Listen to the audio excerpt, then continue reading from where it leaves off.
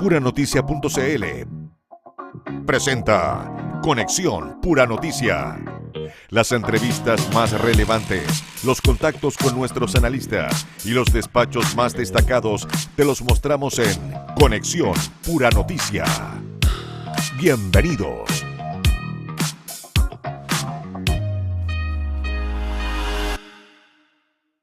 Hola a todos, ¿qué tal? Bienvenidos a Conexión Puranoticia.cl, el espacio que revisa las entrevistas más destacadas de nuestra programación de esta jornada.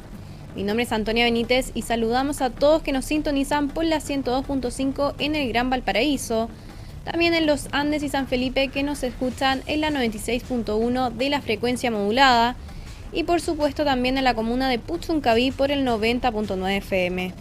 Además, saludar a quienes nos están viendo por el canal 177 de Zapping y por la aplicación internacional de Canal 13 América Vivo. Recordarles también que si se quieren comunicar con nosotros, nuestro WhatsApp es el +569 50 52 25 25. Y de manera unánime, la Comisión de Evaluación de la región de Valparaíso aprobó el día lunes el proyecto de la empresa de ferrocarriles del Estado denominado Habilitación Extensión Metro Valparaíso Quillota La Calera, acción que fue celebrada por autoridades comunales, provinciales y regionales.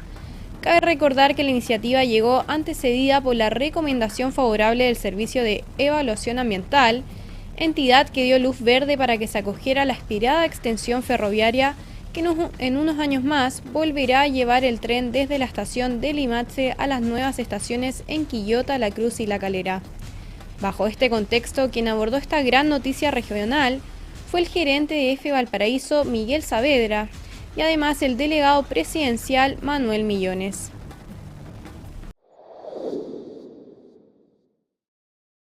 Bienvenido a Puranoticia.cl. Hola, ¿qué tal? Qué gusto saludarte. Miguel, esto es como el cuento del lobo, como Pedrito y el lobo, pero por fin tenemos luz verde, se veía venir, costó pero salió. ¿Qué sentiste ayer? Después de tanto tiempo que ya definitivamente nuestro tren hacia La Calera tiene luz verde. Mira, ayer conversábamos con unos colegas y era como la misma sensación de cuando uno se titula. Mira. Sí, o sea, es fruto de un esfuerzo de varios años que hizo todo el equipo, principalmente técnico, ambiental de nuestra empresa. Mucho trabajo, mucha colaboración con los equipos técnicos también de los municipios, de los distintos servicios de la Seremía, de los distintos servicios públicos, para poder lograr efectivamente lo que ayer se vivió, que es la resolución de calificación ambiental favorable.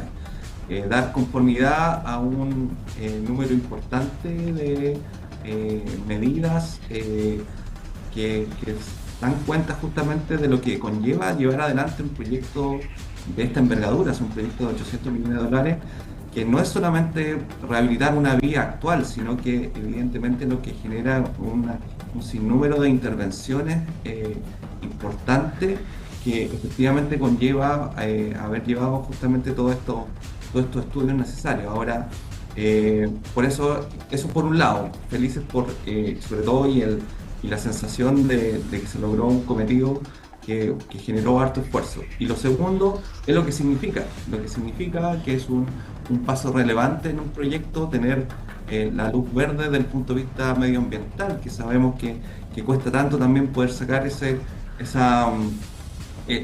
hito de la RCA, y con eso poder también avanzar a pasos más firmes con las siguientes etapas. Ya la conversación y las gestiones, por lo tanto, están en un escalón mucho más arriba en términos de que ya contamos con una aprobación ambiental y por lo tanto finalizar las etapas de ingeniería de detalle, avanzar hacia las obras previas de ejecución, conseguir los financiamientos correspondientes para lo que viene. Esto era fundamental porque era lo primero que nos preguntaban. Bueno, ¿tienen la RCA? Bueno, ahora sí, ya la tenemos. Ahora, bueno, es importante, justamente estamos con Miguel Saavedra, gerente general de EFE Valparaíso. Tras 30 años de espera, el tren de pasajeros llega a Quillota. Ahora, Miguel, esto es importante ahora entender, porque tenemos la fecha tope, decimos el 2030 va a estar funcionando, perfecto, pero estamos en 2026. ¿Qué debiese pasar puntualmente este año y y empecemos a contar. Yo sabemos que no tenemos en exacto la fecha, pero durante este año 2026 vamos a ver algún tipo de obra de aquí a diciembre en el tramo que tenemos desde Limache a La Calera. Bueno, principalmente lo que se activa a partir de ahora es empezar ya algunas licitaciones en relación, sobre todo, por ejemplo, a algunas obras preliminares que son necesarias para ya la etapa propiamente tal de ejecución. Lo que no queremos que pase es que iniciemos obras y quedemos detenidos, ¿no es cierto?, porque encontramos un hallazgo arqueológico o porque nos encontramos con una tubería, etcétera. Entonces, lo que viene ahora justamente son todos los procesos de licitación, los procesos preparatorios previo a la ejecución, que tienen que ver justamente con modificaciones de servicios, todas las gestiones con las empresas de servicio, realizar también todas las actividades de los rescates arqueológicos previos que son necesarios antes, se puede decir, antes de meter una bala ya directamente para la construcción propiamente tal. Eso por un lado. Por otro lado, avanzar también con los distintos permisos sectoriales, porque una cosa son los permisos ambientales, otros son los permisos sectoriales. Hay que conversar con los municipios, acordar bien cuáles van a ser los planes de desvío de tránsito, toda una planificación previa que hay que realizar. Y en paralelo, hemos estado avanzando, como les comentaba, en la ingeniería de detalle, poder finalizarla este año, a principios del próximo, para tener ya los paquetes propios de licitación para la ejecución. Y también, que también es muy relevante, lo que tiene que ver con la expropiación y la toma material de algunos terrenos. Esos temas han ido avanzando. Todo eso sería ahora 2026. O sea, la expropiación, porque el tema de la expropiación, Miguel, es muy importante, sobre todo en el tramo entre Quillota y La Calera, es donde más hay expropiaciones, ¿no?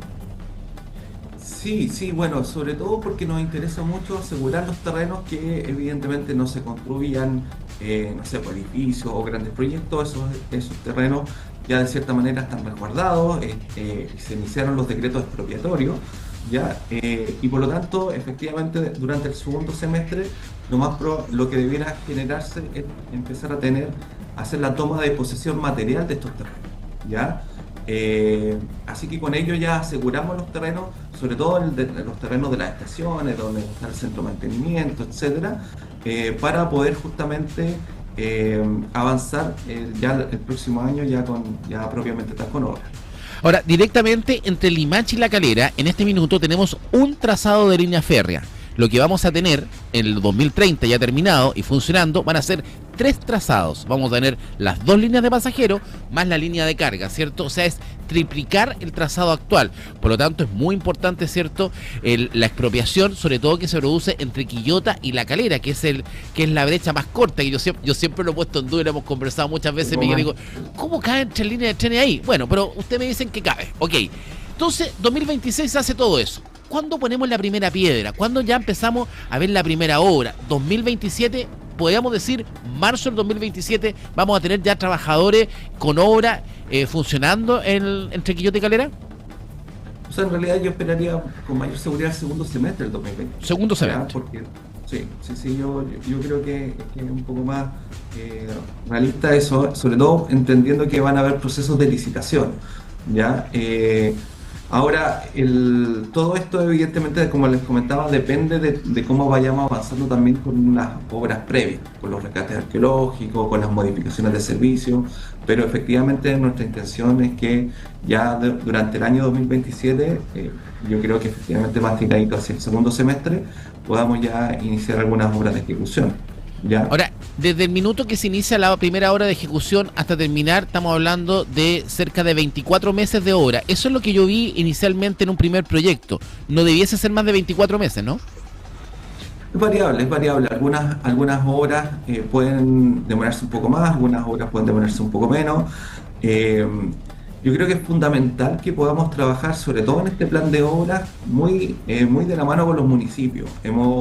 En este diálogo que tuvimos justamente como parte del proceso de evaluación ambiental, vamos a intervenir los pasos vehiculares. Entonces, eso tiene que ser de una manera muy coordinada, muy planificada, justamente porque, por ejemplo, lo hemos visto con la comuna de La Cruz, una alta preocupación que hay para no afectarles el paso vehicular.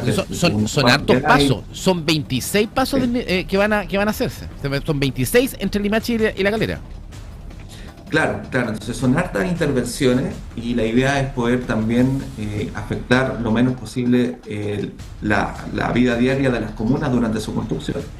Ahora, ¿por qué? Porque aquí tenemos que ver un tema que no es menor, ¿cierto? El tramo que está entre Limache y Valparaíso y la estación Puerto, si uno lo revisa, tiene un solo paso donde se interrumpe en la línea férrea, que es el famoso paso de Caleta Portales, ¿cierto? Es el único. Así es. Acá, entre Limache y La Calera, no va a haber ningún paso que va a interrumpir la línea. O sea, o pasa sobre la línea del tren o pasa por debajo.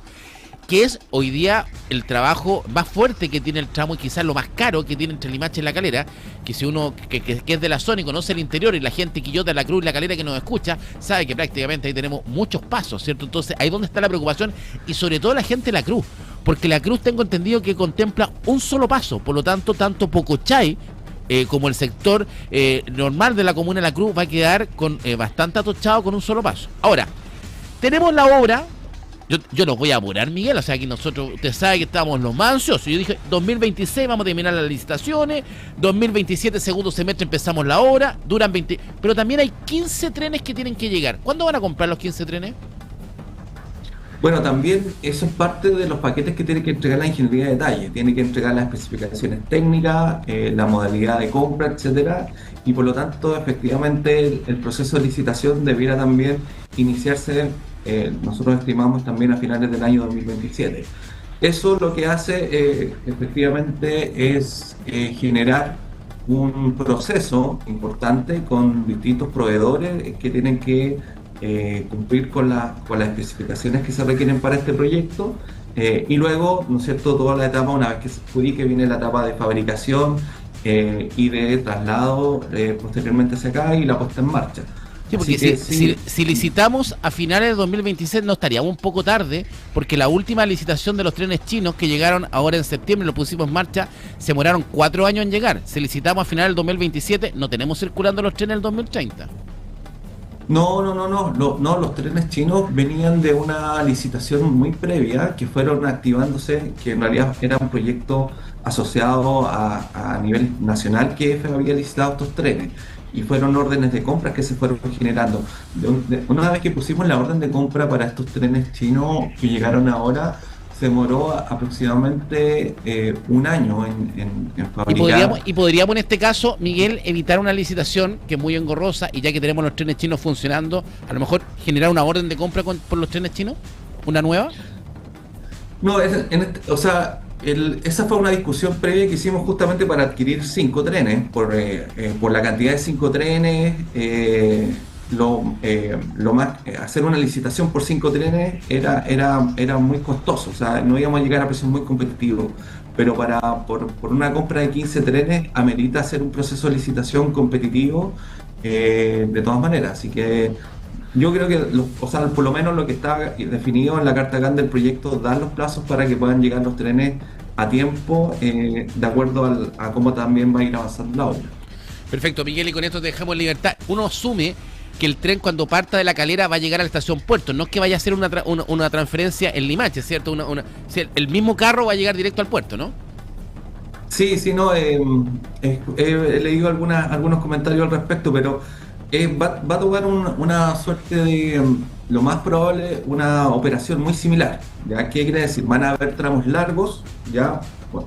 Hoy día recuerden que tenemos un tramo largo, o sea, un recorrido largo, un tren que sale de Limache, llega a Puerto, se devuelve y llega a Limache de vuelta, pero hay otros trenes que hacen un tramo más corto, ¿no es cierto?, que salen de Sargento Aldea, llegan a Puerto y se devuelven a Sargento Aldea. En el caso de Calera, cuando tengamos la extensión, lo más probable también va a ser así, o sea, van a haber algunos trenes que van a hacer el tramo largo, desde La Calera a Puerto, y también van a haber algunos trenes que van a hacer tramos cortos, y con eso vamos a ir intercalando la frecuencia. Perfecto. Gracias, Miguel. Estamos en contacto. Muchas gracias. Estamos 30 años de espera. Vamos a estar 4 años siguiendo el paso a paso, minuto a minuto al tren. Pobre que se encuentre algo y se demoren. Vamos a estar ahí atentos. Eso. Y el hombre que está feliz también, ¿cierto? Está contento. Mire, ¿quién iba a pensar? En las manos de Manuel Millones. Cuando él asume delegado, aprobamos el tren. ¿Cómo está, delegado? Bienvenido, buenos días. Buenos días, Jorge. Sí, muy contento porque además la historia me pone en un lugar privilegiado. Recuerda tú que hace 8 o 10 años más o menos, nosotros, a pesar de la negativa de los gobiernos de reponer el tren a Quillota Calera, señalaban que no era rentable. Nosotros igualmente financiamos, yo era presidente de la Comisión de Transporte, el Consejo Regional, financiamos los estudios de prefactibilidad y curiosamente dio lo que nosotros pensábamos que era rentable, ¿no? Y eso empujó a que posteriormente el gobierno financiara los estudios de ingeniería y hoy día ya estamos en la etapa de la aprobación de la evaluación ambiental para las obras, ¿no? Que se calcula 3 años, 4 años máximo, y tú sabes que tuvimos una serie de tropiezos con arrestos arqueológicos, la cantidad de calicatas que nos exigió el Consejo de Monumentos Nacionales. Yo le decía recién a Miguel Saavedra, no vamos a empezar a encontrar cosas raras en el camino porque nos demoremos. No, ahora, Manuel... Pero mira, va a cambiar la evaluación ambiental y vamos a modificar lo que hace el Consejo de Monumentos Nacional, que traba los proyectos público-privados. La verdad que ha sido de verdad un entrabador en distintas iniciativas, se nos han caído importantes proyectos públicos, como fue en neurociencia, y aquí tuvimos un atraso de más de un año, así que contento porque además, reitero, la historia desde el punto de vista de lo que en su momento empujamos a este estudio de perfectibilidad, y hoy día yo haya aprobado, dirigido la votación del Consejo de Evaluación Ambiental, aprobando esta tremenda iniciativa de más de 800 millones de dólares. Ahora, destacar también, Manuel, la invitación la hace usted a los alcaldes porque estaban contentos los alcaldes, que hace tiempo que no veía tan contento a Mella, yo a Luis Mella, ¿cierto? La gente del interior, Filomena Navia, ¿cierto? Estaba muy contento y destacar, ¿usted los invita a los alcaldes? Así es, yo no es habitual porque como está sesionando del tiempo de la pandemia por Zoom, todas las sesiones del sistema de evaluación ambiental, yo dije, mira, corresponde que esta vez tengamos presencia y lo invité, donde yo seguí y dirigí la sesión del Consejo de Evaluación Ambiental e invité a los 5 alcaldes, llegaron 4, ya, pero muy contento porque estaba el alcalde Mella, la Filomena, Johnny Viraíno, la alcaldesa la Leslie Pacheco, así, había una cantidad de los 4 alcaldes de las comunas, y la alcaldesa de Nogales sin ser beneficiada porque el tren llega a Calera, pero el compromiso es colocar los buses de acercamiento hacia Nogales y Juela, es decir, gana la provincia de Quillota, estimado Jorge, y los ciudadanos que hoy día se tienen que trasladar hacinadamente los buses, y además por la distancia y los costos, así que hay un gran beneficio, 25 kilómetros de línea férrea, 15 carros nuevos, pero tenemos un tema pendiente que ese deberá sacarlo luego también, Jorge, que tiene que soterrar el tema en Portales, porque si no soterramos Portales, Jorge, no vamos a poder tener el tren a 3 minutos en toda la red, entonces es súper relevante hacerse cargo de esa inversión. Pero contento de este tremendo edificio y invitarlo al alcalde, le uso la palabra también porque era importante que destacaran, expresaron su sentimiento.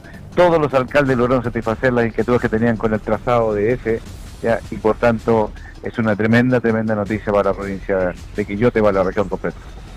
Realmente, exactamente, Manuel, estamos con Manuel Millones, delegado presidencial, ¿cierto? Después de 30 años, Manuel, te toca a ti, ¿cierto?, liderar este regreso del tren a Quillota, que es una obra que la tenemos muy pendiente. Tenemos que recordar que el tren deja de circular en Quillota, ¿cierto?, justamente el año 1993. Ahí se da el anuncio, imagínate, en 1993 se da el anuncio que desde la primera quincena de marzo de aquel año no iba a haber más trenes entre Valparaíso y La Calera, que solo llegaría hasta Limache. Se mantuvo por 2 años un tren que iba hasta Yayay, ¿cierto?, pero que paraba en La Calera. El año 1995 definitivamente la ruta entre Limache y La Calera deja de recibir trenes. Y desde ahí vino una larga espera, un primer anuncio que hace Ricardo Lago en la estación de Limache, cuando parte el nuevo Merval con los nuevos carros, parte un anuncio de Ricardo Lago. Yo nunca me voy a olvidar, teníamos en ese entonces el diario urbano de Quillota, no sé si te acuerdas, Manuel, sí, cuando Ricardo Lago dice, volverá el tren, y han pasado 30 años y no ha vuelto, así que ahora vamos a estar muy atentos. Ahora, Manuel, se ponen, porque aquí el tema, acuérdate que teníamos declaraciones del mismo ministro hace un par de semanas atrás, un mes atrás cuando vino, y que teníamos miedo que las platas de este proyecto se podían ir a Santiago. Eso ya, no tenemos riesgo de aquello, ¿no? Lo que pasa es que hay 2 proyectos importantes ferroviarios en el país, que es uno la extensión del metro de Quillota Calera y el segundo el trazado a Melipilla, pero yo confío, digamos, de que este compromiso y esta evaluación ambiental y la voluntad del gobierno avance y tengamos las 2 iniciativas. Creo que es importante, no hay riesgo, están asegurados los financiamientos, pero cuando hay especie económica pudiéramos vernos trazados un poquito. Yo espero que no, confío que los fondos están, por eso se aprobó la evaluación ambiental. y vamos a sacar este proyecto adelante. Sin embargo, lo que no tenemos financiamiento porque no se dejó la pasada administración los recursos, y espero que los parlamentarios muevan en la discusión presupuestaria para que el 2027 los fondos, es los estudios de ingeniería para el retorno del tren San Felipe Los Andes, que eso también lo lideré yo junto con el Pedro Pablo Rossi, que era el gerente general de EFE, que se financiamos parte del Consejo Regional, le dio luz verde técnicamente, y por tanto tendríamos, Jorge, la columna vertebral del transporte público nuevamente en toda la región como era de antaño. Eso es lo que deberíamos hacer, porque el tren es, además, es limpio, es seguro, es rentable y mueve carga y pasajeros, así que es relevante que estemos encima de que saquemos pronto los tiempos que están programados, 3 años, el tren aquí a Calera, y empujemos para que podamos también tener el retorno del tren San Felipe Los Andes. Sí, y ahora si tenemos el tren de Limache a Calera, yo en algún minuto lo conversé también con Miguel Saavedra, cierto, no es utópico, no nos olvidemos del buen trazado que tenemos de la línea entre Concón y San Pedro. O sea, el ramal San Pedro Quintero perfectamente se podría colocar ahí una entrada de Concón Quintero. O sea, hoy día lo que la pasa conectividad... que eso es posible porque tú tienes la línea férrea hasta Quintero, ¿no es cierto? Exacto. Desde San Pedro y de Quillota. Entonces, ahora, ¿qué es lo que queremos hacer ahora? Yo justamente ahora he ido a los Andes, Puerto Terrestre Los Andes, porque ahí, Jorge, la clave, ya hay varios proyectos, la clave es subir la carga que viene del extranjero a tren. Exacto. Entonces tú, en el sistema multimodal, subes a Puerto Terrestre Los Andes la carga que va a San Antonio, la que va al Paraíso y la que va a Quintero. Entonces, el trazado hacia esa zona de Quintero, en Puchuncaví, se rentabiliza con carga. Entonces, perfectamente tú puedes entregar en concesión o en operación público-privada que tengamos un tren hacia esa zona, dado las dificultades que tenemos en la carretera, ¿no? Eso es perfectamente posible, pero tenemos que empujar ahora, que nos queda 1 kilómetro desde los Andes a Puerto Terrestre, no es nada. Aquí Codelco, yo le pedí a Codelco que sea el que financie, porque lo que hoy día transporta por esa línea es cobre hacia Puerto Quintero, así que podríamos tener nuevamente ¿Cuánto cuesta ese kilómetro que nos falta ahí, Manuel? El de kilómetro que nos falta desde los Andes hasta el puerto terrestre. No tengo la atención financiera, le pedimos a Codelco que pudiera hacerse cargo de esa diferencia que es menor, ¿no? Y hoy día, por tanto, podríamos, Jorge, no tenemos que esperar que retorne el tren aquí a Calera hasta Felipe Los Andes, perfectamente podríamos hacerlo en un par de meses y tener el tren ya con carga hacia esa zona. Eso es una realidad que puede ser en un plazo breve. Ahora vamos a Puerto Terrestre Los Andes, voy con 4 Ceremi que están vinculados a la temática, entre esos Ceremi de transporte y obras públicas, para ver de qué forma apuramos esa iniciativa y vamos dando fortaleza al transporte ferroviario en la región del Paraíso. Pucha, Manuel, me alegro mucho. Yo creo que nosotros que hemos sido bastante críticos, ¿cierto?, de la gestión política de los diferentes líderes de la región de Valparaíso, ver este avance del tren a Quillota y ahora escucharte, ¿cierto?, que nos vamos a preocupar de ese kilómetro que falta para lograr subir la carga que llega desde Argentina, de Brasil hasta el puerto terrestre de Los Andes, subirlo al tren para que llegue y salga por los puertos, ya sea de Ventanas o Valparaíso, realmente sería un avance. Hay que estar atentos porque ese financiamiento podría venir, por ejemplo, del GORE, del gobierno regional, o es muy caro para ese... No es tanto, pero además puede ser lo Codelco, o la misma empresa de Cepasa, que es la que tiene la línea férrea. Cepasa es la que tiene la concesión de la línea férrea, por tanto, perfectamente se puede buscar un acuerdo público-privado. Perfectamente posible, no es un proyecto tan ambicioso, pero te resuelve un problema de inmediato. Sacas 20.000 camiones en las carreteras, Jorge, 20.000, que son los que salen camiones menos, ¿cierto? Mira. Así es, eso te mejora la conectividad, te descomprime, resolviste el problema de los Andes, ese ha sido un tremendo beneficio para la región. Sí, bueno, hay que avanzar ahí. Manuel, felicitaciones, son las noticias que nos gustan dar, nos gusta contar, pero la vamos a estar siguiendo paso a paso, pobre que encuentren algo, que nos falta plata, que el tren que nos va a morir 2 años más. No hay excusas.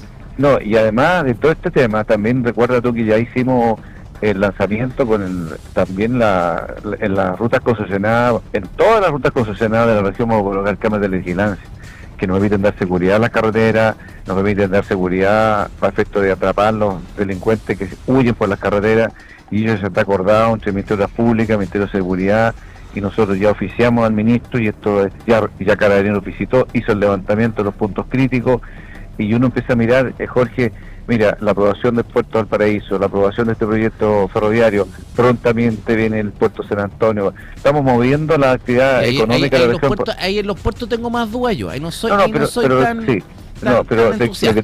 lo que te quiero decir, Jorge, es que lo que importa hoy día es levantar la economía. Necesitamos dar empleo, necesitamos Yo creo que urgentemente dar trabajo. en el tema de la conectividad y sobre todo esta misma construcción de la ruta hasta La Calera va a dar mucho empleo, va a haber mucho trabajo directamente ahí. 850 empleos directos y Imagínate. 2.200 empleos indirectos. Esa es la cantidad de mano de obra que va a demandar esta nueva obra, así que por eso es que es tremendamente relevante apurarla, que se ejecuten los plazos que están programados y estar encima para que efectivamente el resto, incluso porque hay también un interés privado de llevar el tren de Calera a Catapilco, que también está la línea férrea, ¿ya? Y entonces tú puedes empezar de momento a pensar en la reposición del tren al norte, que en gran parte Oye, el trazado ferroviario está. Sería maravilloso. Yo leía, me instruía mientras escribía la editorial de ayer, digamos, que justamente el tren. Y en el año 1997 fue el último viaje de un tren de carga de Iquique a La Calera. Imagínate qué notable, cómo teníamos tren antes así de fuerte. Bueno, Manuel, lo otro, la única tarea que nos queda de conectividad... Ayer estuve con la embajadora de Suiza, ¿ya? y me decía, mire, ellos, el gran motor del transporte público en Suiza, por los Alpes también, es el tren. ¿Ya? Obvio. Entonces ella está disponible a colaborar en otros trenes, en otros trazados ferroviarios, la experiencia que tienen los suizos. Así, creo que mira lo que nosotros hacemos. Miramos con añoranza el retorno del tren, ¿no? Europa se mueve la mayoría de la gente en tren. Fue una torpeza haber levantado la línea ferroviaria en diferentes gobiernos. Lo hizo el general.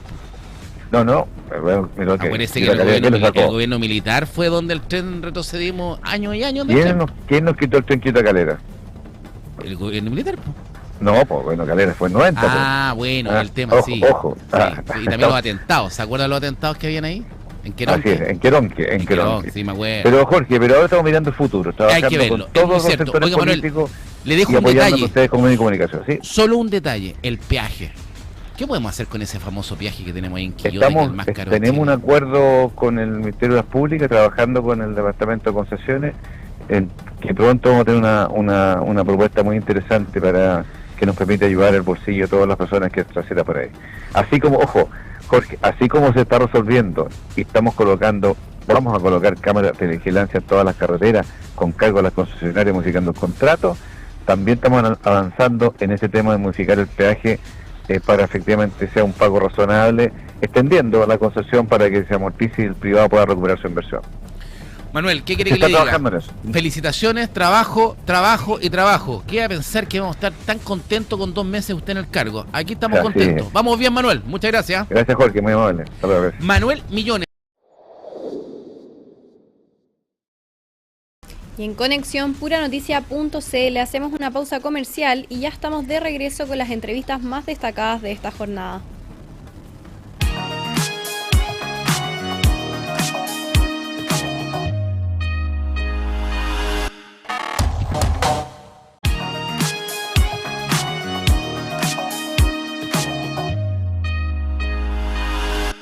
Ya estamos de regreso en conexión puranoticia.cl.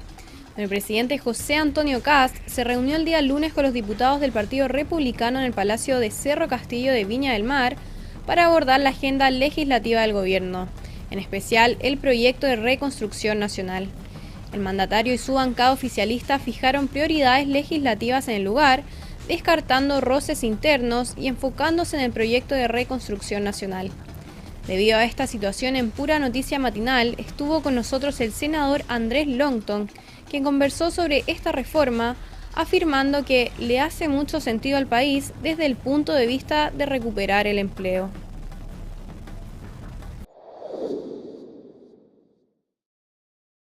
¿Vamos a otro pelado? Perdón, estamos listos con nuestro siguiente invitado, con el senador Andrés Longton. ¿Cómo está, senador? Bienvenido, buenos días.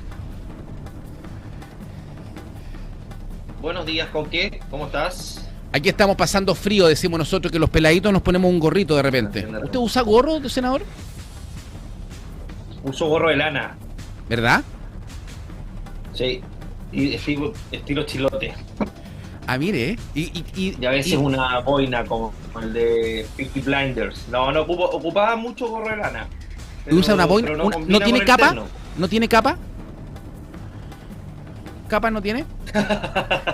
No tengo capa. No, de superhéroe. Como superhéroe, sí. Oiga, Disfraz. ¿cómo estuvo la fiesta anoche en el Cerro Castillo con el presidente? ¿Verdad que bailaron hasta altas horas de la madrugada? Claro, seguimos la tradición del presidente Boric. Bueno, estuvo una cumbre, senador, ahí en Cerro Castillo, importante, con todos los parlamentarios. Cuéntenos detalles. Llegó Rodolfo Carter, estuvo Arturo Esquilla, estuvo usted. Cuéntenos detalles. Todo la mayoría. Yo creo que la gran característica, Coque, de esta, no sé si decirlo cumbre, pero un encuentro entre senadores y presidentes de partidos oficialistas. Esas son las fotos de los diputados. De los diputados. Sí, de los diputados pusimos las fotos. No nos han llegado todavía las fotos de los senadores. Sí, yo no saqué, la verdad, pero imagino que alguien tiene que haber sacado. Oye, mira, la verdad es que gran característica, Coque, es que estuvo de arco a arco. Estaba Johannes Kaiser, estuvo Johanna Pérez del Partido Demócratas, presidente del Partido Demócratas, Mira. Matías Walker, Vanessa Kaiser, Kusanovich, como para decirte un poco del amplio arco que hubo. Estaba Guille Ramírez, Arturo Esquella, bueno, Andrea Valladares, presidenta de mi partido. Y la verdad es que, Coque, esto te refleja de que hay un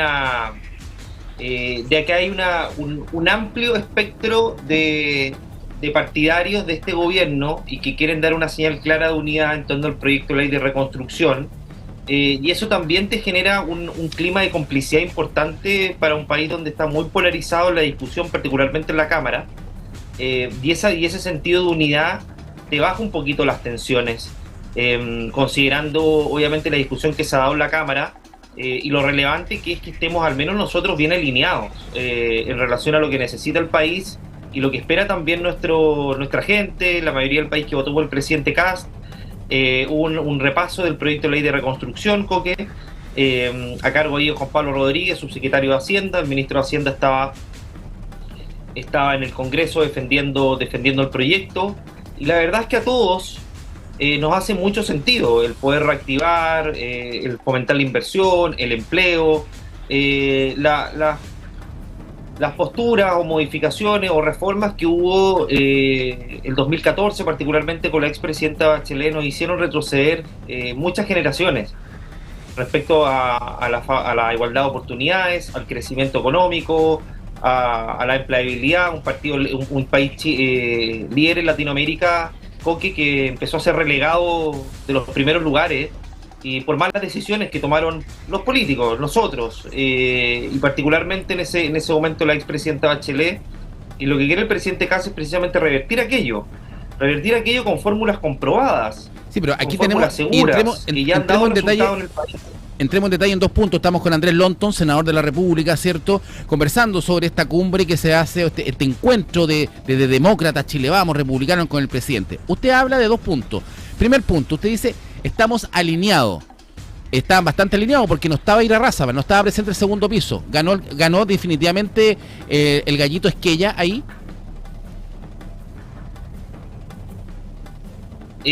No diría que ganó el gallito Esquella. Yo creo que, me imagino, no lo he conversado con ellos, pero que se sentaron a conversar y resolvieron las diferencias como corresponde, dialogando a puertas cerradas, sin aspavientos, sin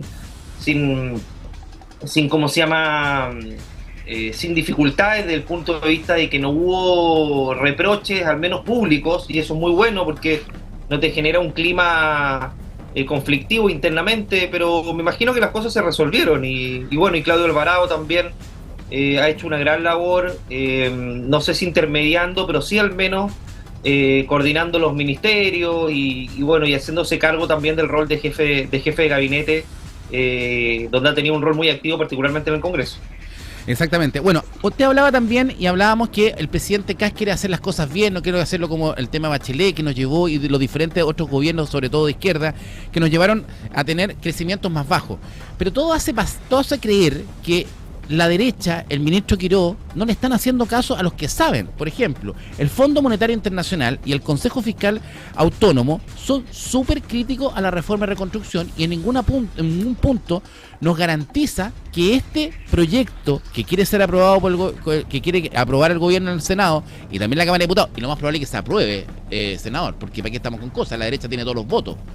Es una verdadera puede ser el remedio peor que la enfermedad, porque efectivamente el gasto fiscal podría aumentar. Mira, lo que dice particularmente el Consejo Fiscal Autónomo, Coque, es que el proyecto va en la línea correcta desde el punto de vista de incentivar el crecimiento perdido o extraviado en nuestro país hace ya buenos años, y que si nuestro país sigue el mismo camino, vamos a seguir engordando la deuda pública. Es decir, sí hace algunas precisiones respecto a que hay que garantizar que la baja de los impuestos... Estamos junto al senador Andrés Lonton, ¿cierto? Se nos cortó un poquito ahí, senador. Estamos con el senador Andrés Lonton, a ver si podemos estabilizar la conexión con el senador, sí, ¿cierto? Ahí sí, ahí lo escucho bien. Ahí sí. Ya, no sé en qué quede, pero bueno, lo que dice el Consejo Fiscal Autónomo, Coque, es que el proyecto va en la línea correcta desde el punto de vista de garantizar, de que va en la línea correcta de que es un proyecto que fomenta el crecimiento, la inversión y el empleo, que si seguimos igual, se va a seguir engordando la deuda pública y por lo tanto el país va a seguir cayendo en un hoyo muy profundo como el que hemos tenido en los últimos años. Por lo tanto, el no hacer nada no es una solución. Se gasta más de lo que ingresa a las arcas fiscales. Pero sí hace precisiones respecto a que la reforma tiene que de alguna manera asegurar un ingreso consistente a ese baja del impuesto de la tasa corporativa en relación a los ingresos y eso es lo que este proyecto eso no lo pone. No tiene cómo garantizarlo. De hecho, el propio ministro Quirós, en una de las presentaciones en Comisión de Hacienda, dice, ni siquiera pudo garantizar el ministro Quirós que este proyecto iba a generar más empleo. Ya, pero deja cerrar la idea, porque ahí lo que no está considerado desde el punto de vista del Consejo Fiscal Autónomo, y ellos mismos lo señalan, es los ajustes que se ha hecho a propósito del mal gasto público, primero, que ya van en 1.600, 1.800 millones de dólares aproximadamente. Es decir, un monto considerable que va a seguir creciendo desde el punto de vista del ajuste fiscal que se está haciendo respecto a programas mal ejecutados, grasa fiscal, operadores, etcétera, etcétera, etcétera. El Estado ha ido engordándose con el tiempo y no ha sido más eficiente. Esa es una patita que el Consejo Fiscal Autónomo no puede medir o no puede considerar. Los ingresos del CAE tampoco, producto del pago de la deuda, tampoco los puede considerar porque son contingentes. Entonces, esos elementos más, obviamente, los que el ministro Quirós tiene que clarificar desde el punto de vista del aseguramiento de que esa merma fiscal va a tener una consistencia en el tiempo, desde el punto de vista de que va a tener un buen retorno, modificaciones, por ejemplo, legales al tema de los juegos en línea para asegurar, para que paguen impuestos.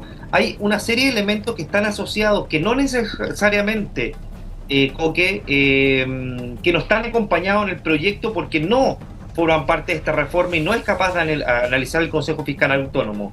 Pero a lo que voy es que asegurando que va a haber un retorno de esos ingresos mientras la baja del impuesto corporativo o las medidas tienen un retorno efectivo en el tiempo respecto al crecimiento, empleo, sostenible en el tiempo, va a ser cada vez más viable esta reforma que a mí me parece que le hace mucho sentido al país desde el punto de vista, Coque, de recuperar el empleo tan precarizado en los últimos años, particularmente donde lo único que ha crecido es el empleo informal y donde las cuentas fiscales han sufrido un deterioro bien considerable, Coque, a costa del bolsillo de todos los chilenos. Bueno, efectivamente, esta reforma, este proyecto, ¿cierto?, que presenta el gobierno, tiene a diferentes protagonistas. Por una parte, a Quirós, ¿cierto?, al ministro, que ha hecho una fuerte presentación y una férrea defensa. También tiene a la oposición, que ha estado en un rol bastante complejo, porque en el fondo, diga lo que diga, la oposición da lo mismo, porque los votos están. ¿Cuál es el rol que tiene Renovación Nacional? Porque el Partido de la Gente también tiene un rol distinto. ¿Cuál va a ser el rol? ¿Va a ser un acompañamiento, definitivamente una comparsa del gobierno de lo que quiera hacer Quirós? ¿O va a poner alguna lectura distinta, algún parelé? Porque uno dice, Renovación Nacional es una de las bancadas más importantes, tanto en la Cámara de Diputados y sobre todo en el Senado. ¿Cuál va a ser el rol del partido ahí? Sí. Mira, nosotros tenemos un rol muy relevante desde el punto de vista que somos puente para construir acuerdos con sectores que no muchas veces, Coque, acompañan a la derecha. Sectores más de centro, centro-izquierda. Nosotros podemos generar un puente para poder darle viabilidad a algunas ideas que podrían no tener éxito si es que no se cede o si es que no se llega a acuerdo en determinadas materias. Por ejemplo, la tasa del impuesto a las pymes, Coque. Nosotros estamos empujando para que quede un 12,5% permanente. Lo dijo el PDG, lo han dicho otras colectividades. Para nosotros eso es muy, muy relevante. ¿Es una condición, es relevante o una condición sine qua non? Porque es distinto.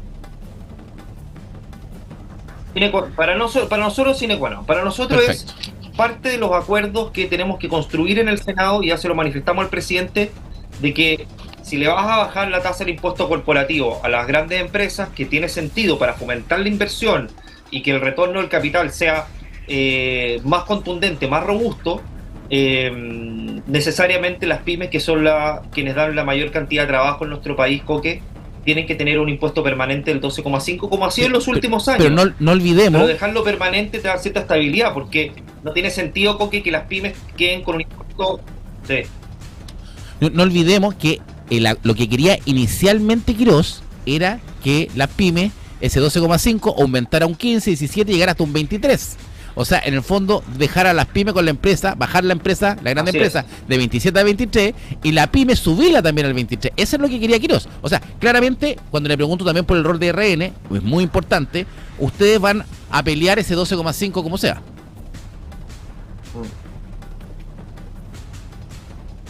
Nosotros vamos a pelear 12,5 como sea. Para nosotros es muy relevante, Coque, que quede en 12,5.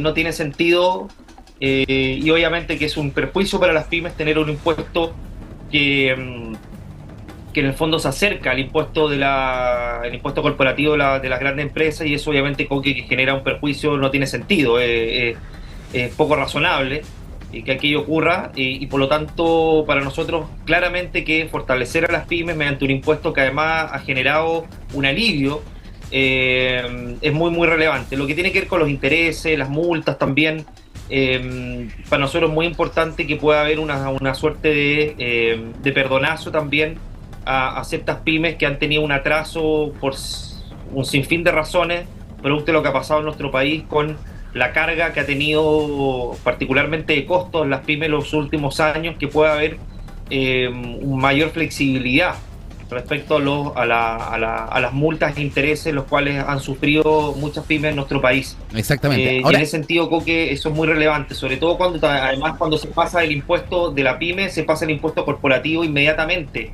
cuando tienes pasas la brecha de inversión, pasas la brecha de crecimiento, perdón. Y en ese sentido también a nosotros nos parece razonable la medida del gobierno de la invariabilidad tributaria, porque permite dar cierta estabilidad al país respecto a que no te van a cambiar las reglas del juego y te van a permitir una inversión sostenible en el tiempo, sin que esta quede sujeto a los gobiernos de turno, entendiendo de que el país ha sufrido muchas reformas tributarias en el último tiempo, Coque, y eso claramente que no es... No es bueno, porque no da certeza jurídica. No le da certeza jurídica, en el fondo. Ahora, senador, hay otro punto que Renovación Nacional, yo creo que puede aportar y debiese ponerlo también como una condición sine qua non, como usted me dice, este 12,5% de las pymes, que tiene que ver también con una idea de campaña de la candidata presidencial de su partido, Evelyn Matei, ¿cierto? Y que también tiene una cierta debilidad de lo que ofrece el gobierno, esta famosa rebaja del IVA a la vivienda, que en el fondo beneficia directamente a las constructoras. Para ellos es esta rebaja. No llega una rebaja un 5% a la persona que va a comprar la vivienda. Hoy día nuestro mayor problema para la clase media, ¿cierto?, es cómo accedemos a un crédito hipotecario si no tenemos el pie. ¿No será más razonable pensar que el apoyo que se le quiere dar al mercado de la vivienda y la construcción vaya acompañado de una idea más cercana a lo que proponía la candidata presidencial Matei, de un cero pie? ¿Se podrá modificar eso en esta ley? A mí me gustaba mucho esa propuesta, porque yo la promocioné mucho en la campaña. Me parecía fomentaba mucho la primera vivienda, sobre todo en los segmentos etarios más jóvenes de nuestro país, que son también quienes tienen muchas dificultades para acceder a la vivienda, particularmente por los sueldos y el alza que han tenido las viviendas. Sí es verdad que hay un stock de viviendas que está paralizado, y eso obviamente que produce un déficit en el mercado, particularmente que no se pueden vender viviendas y por lo tanto no hay mayor inversión o queda detenida la inversión mientras ese stock no pueda tener rentabilidad o no pueda venderse. Exacto. Y en ese Pero sentido, se puede modificar eso, tener senador. claridad más o menos del Mira, es algo que se puede conversar, no sé si se puede modificar, entendiendo el diseño de esta rebaja del IVA, porque es cambiar absolutamente el diseño. Sí, obviamente se puede explorar en relación a que pueda haber un mayor incentivo para los jóvenes, para la compra de vivienda. Recordemos que hubo una rebaja respecto a la tasa de interés en atención a la posibilidad de acceder al crédito. O sea, hay un subsidio al crédito. El problema hoy día el problema, senador, no es el acceso al crédito. El problema no es el acceso al crédito. El problema es que no tenemos el pie. Entonces ahí está el punto. Y yo creo que ahí es donde viene la ayuda. Y para terminar, para no quitarle más tiempo. A ver, a mí me gusta mucho la idea, porque pero hay cosas que son realizables en relación a los impulsos y propuestas del gobierno y otras que cuestan un poco más. Si Matei iba a poder, ¿por qué no va a poder Caspo? No, lo que pasa es que hay una decisión política de optar por esta vía, porque lo otro también es muy relevante, pero tiene un costo. Entonces, me parece que los costos ya están más o menos estructurados y cuadrados. Esto requiere un costo, esto requiere o cambiar un diseño de una propuesta. Le bajamos 2 puntos nomás a la grande empresa, no 4, y con los otros 2 puntos le hacemos el pie cero. Ahora, yo le bajaría más a la grande empresa, yo lo dejaría en 21, 22, Coque. Si tú me preguntas a mí. O sea, para incentivar, no sé en qué país del mundo ha funcionado que bajando el impuesto a la grande empresa funcione, pero bueno. Último punto. Mira, yo te quiero contar algo, porque nuestro país tenía un 15 a la grande empresa y crecía un 5 o 6. Después subimos un 17, terminamos 21 y terminamos en 27. En general los países de la OCDE, en promedio, como que tienen entre 21, 22, 23. Y que son los países que más... Claro, 21, 22, 23, ahí se mueven. Son los países que más crecen. Entonces, si nosotros queremos competir en el mundo globalizado, claramente, como que siendo un país pequeño, tenemos que fomentar que vengan a nuestro país a invertir. Si nosotros tenemos tasas altas, somos poco atractivos. Y eso, en nuestro país dio resultado. Desde el 2014 empezamos a cambiar las reglas del juego y empezó un deterioro en las arcas fiscales, en el empleo, en el crecimiento de la informalidad, en el crecimiento de las tomas. Mira, hubo un deterioro en nuestro país desde el punto de vista del desarrollo social, económico. Y en ese sentido, Coque, yo creo que no hay que explorar nuevas fórmulas. Ya hubo fórmulas que fueron exitosas en nuestro país y me parece que hay que retomar esa senda. Ahora, si hablamos de fórmula exitosa, una de las fórmulas exitosas que tuvimos con Sebastián Piñera, ¿cierto?, como presidente, viene también cuando teníamos un problema en la generación de empleo, sobre todo post pandemia, la baja también del crecimiento en nuestro país y como en muchos países del mundo, ¿cierto?, se produce, la baja mundial de crecimiento se produce post pandemia, ¿cierto? Bueno, y una de las buenas aplicaciones que tuvo Piñera era cuando fomentó el empleo con un subsidio. Este gobierno, Quirós, su gobierno ahora, nos plantea un crédito fiscal. A ninguna pyme le es interesante tomar un crédito fiscal para contratar a alguien, pero pucha que es importante recibir un subsidio. ¿Por qué no se hizo si algo estaba tan probado? ¿Por qué estamos probando con esta fórmula del famoso crédito fiscal para fomentar empleo? Sí, mira, lo que ha dicho el ministro de Hacienda, Coque, me parece que va en la línea, lo dijo así de claro, esto tiene que ver con que no se destruyan más empleos, más que indirectamente fomentar las nuevas contrataciones. Nuestro país ha tenido una destrucción de empleos, hay una foto, mira, ha tenido una destrucción de empleos bien notable en los últimos años, y la verdad es que se han generado más despidos. Hay más gente cesante en nuestro país de la gente contratada. Llegamos a tasas cerca del 10% en mujeres. Entonces, lo que quiere asegurar el ministro Quirós es de que no se destruya más empleo. Es verdad que tiene un alto costo fiscal esta medida, como que ya ha tenido muchas críticas. El subsidio al empleo era una buena medida. Yo creo que eso puede tener cierto grado recuerde, senador, entendiendo de que lo que tenemos que... Pero recuerde que el presidente, cuando presenta en La Moneda este proyecto, habla de una presentación de que esto es un proyecto pro empleo, que va a generar empleo. Después tenemos a Quirós, la declaración que dice en el Congreso, ¿cierto? En la Comisión de Hacienda, no puedo garantizar que esto va a generar empleo. Y ahora lo escucho a usted diciendo que la verdadera medida de este proyecto es que no se quiere destruir más empleo, que está bien, pero no lo presentemos entonces que va a ser una medida que va a generar más empleo. No, ok. Sí, lo que pasa es que hay que distinguir las medidas, porque una cosa es el crédito al empleo y otra cosa son el conjunto de medidas. El crédito al empleo tiene como objetivo principal que no se destruya el empleo, pero el conjunto de medidas, Coque, tiene como objetivo, obviamente, generar más empleo a través de la inversión, el retorno de inversión. Tenemos el tema del impuesto a las donaciones. Mira, el conjunto de medidas tiene como objeto dar certeza jurídica, asegurar mayor empleabilidad, tener reglas del juego claras y que los inversionistas, las pymes, que son el motor de nuestro país, generen mayor cantidad de empleo producto del crecimiento que producen todas estas medidas que en el mediano y largo plazo deberían incentivar mayor empleabilidad y tener tasas de 6,5%, es lo que 6,5% es lo que ha dicho el ministro de Hacienda para efectos de retornar a un pleno empleo o cercano a un pleno empleo de lo que tuvimos hace algunos años, tasas más bajas. ¿Cuánto le iremos a demorar? ¿Cuánto le hace sentido este proyecto para generar más empleo? ¿Cuánto le iremos a demorar? Pero bueno, oiga, senador, espero que lo menor posible, porque entonces tiene... Sí, porque esto viene, tenemos un desfase en la conversación ahí, bueno, pero cortito y para terminar, esto pasa a Cámara de Diputados, termina en el Senado. ¿Va a ser más rápida la aprobación, cree usted, que en la Cámara de Diputados? Yo creo que sí, Coque, porque estas maniobras dilatorias bastante innovadoras, pero además que deterioran mucho las relaciones políticas en el Congreso y deterioran también la credibilidad del Congreso, sí, utilizando estas herramientas de mala manera y finalmente lo que buscan es tratar de que el proyecto no avance y que las mayorías no se expresen. No se va a dar en el Senado. En el Senado hay un diálogo distinto y además no tenemos fuerzas tan radicalizadas ni en la forma ni en el fondo.